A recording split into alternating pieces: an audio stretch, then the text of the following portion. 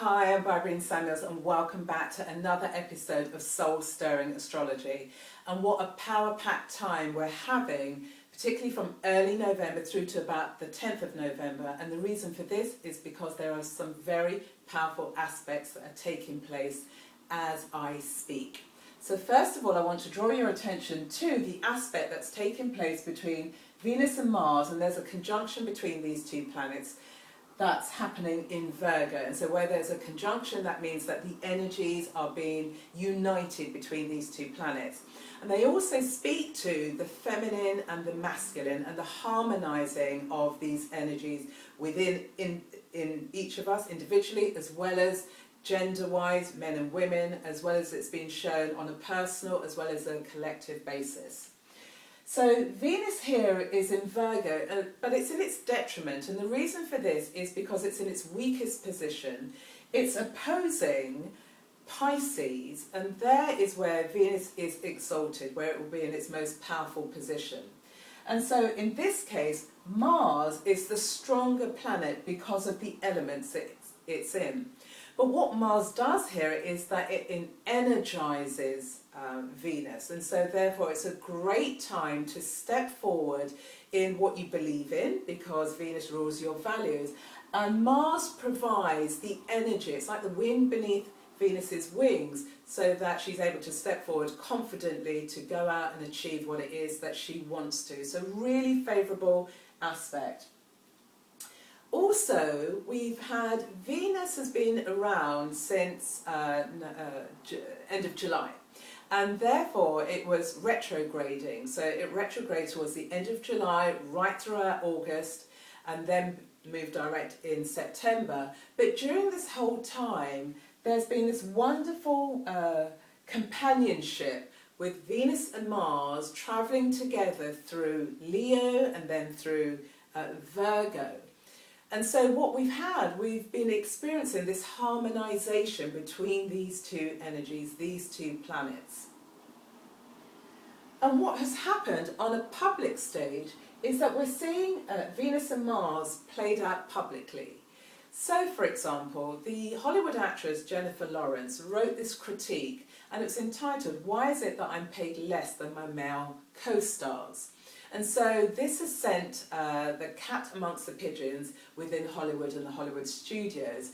But she wasn't necessarily attacking the studios. What she did was she reflected on that question and what it means for her in her world. And this, I'm assuming, took place during the Venus retrograde, because the paper was published in October 2015, so just last month. And so she was exploring this. Well, you know, how do I value myself? What is my self-worth? She wrote this critique, and it's received favourable reviews right across the industry. So much so that her male co-stars, one of them being Bradley Cooper, has publicly pledged that he is going to support his fellow female co-stars to help them negotiate better deals with regards to their future films. So that's a really positive contribution. It's the recognition that men and women should be treated equally. So that's what's happening across the pond in America. Right here in the UK, we're seeing it played out also, because what we've had over the last few days towards the end of October is that Lord Mervyn Davies published his report, and it's about looking at gender inequalities, particularly amongst the FTSE 100 companies. And what he was looking at was about female representation on boards. And so what he suggested and recommended is that by 2020, 33% of corporate boards within the UK should be female board members. Now, since 2011, 25% of those FTSE 100 companies have now got the quota of females represented on their boards. And so there's still some way to go, but there have been strides being made within that particular area. So here we're seeing that the positive contributions that women make in the boardroom and everywhere else within society is being recognised on a public level. And this aspect between Venus and Mars is also being supported between the aspect of Venus, which is sextiling Saturn. And so Venus now has just moved into Libra. And so here it is, it's about the femininity, the female, and what is being valued. Here we're dealing with Saturn, and Saturn, you may want to interpret him as being the government, because Lord Davies' report is a government-backed report, and so it's a recognition by the government that female representation upon boards needs to be taken very, very seriously. So the masculine and feminine is showing up on our personally as well as publicly, which is always a great thing. So continuing with this feeling of power and the use of it in a really positive way, we have another element and another aspect, and here we have the North Node. It's in Libra, and it's sextiling Saturn, which is in Sagittarius. And so wherever we have the North Node is really about our future direction, where we are all heading on our personal journeys, but also on a collective basis. And so when we have the North Node, it's the future direction, and we have Saturn, and Saturn's about the structural way of how we approach life. Think about this in terms of maybe your career or job prospects. This is a really favourable time, because Saturn and the North Node is a favourable aspect which is encouraging you to speak up for what it is in your world of work, because you might actually achieve it. Also, what we have here is that where you have Saturn and where you have Venus, it's an indication that you might actually receive support from your intimate partner, because he or she recognises the valuable contributions that you make and really wants to wholeheartedly support you. Also, coming back to this Venus sextile Saturn, here again in your professional world, you might be approached by somebody who's more high profile than you or more successful than you, who sees you, who values you, who understands the contribution that you make in the world and is prepared to back you. So here again, using your personal power, using the confidence that comes with this Venus and Mars, step forward and ask for what it is that you want. What else is going on in the wonderful world of power? Here we have the North Node, and it's conjunct Venus, because the North Node is in Libra with Venus. And here, this is a great indication for you to be going out and socialising, being charming, being persuasive, being very charismatic in your natural way. Because through being in the right place at the right time, you might find your business partner or future husband or wife, or the resources, or the finance, or the deal that you're looking for, or the partnerships. Really favourable, sociable time to be out and about, selling your wares, so to speak. Continuing with selling your wares, we have another aspect that is supporting this sense of courage and your core identity, because we have the Sun, and it's conjunct Mercury, and it's taking place in Scorpio, which is ruled by Pluto. And so where you have the Sun, which is your core identity, and you have Mercury, which is your communication style, the two of them are uniting, so it's a really favourable time for you to be selling yourself. What you truly believe in, go for it. It could be an idea, it could be a cause, it could be business. The reason being is because Mercury rules business, so it could be about starting those business negotiations, or trying to attract a partner, or trying to develop a partnership. So it's a really favourable time. Now, they're taking place within Scorpio, which is ruled by Pluto. So you've got to be really careful that you're not coming across as overbearing. What you need to do is have a sense of what you clearly want to articulate, and that is being helped here because you've got Mercury, which is about the mind, so you've got clarity of thought and conviction, because Scorpio and Pluto are about power. So you can speak with conviction.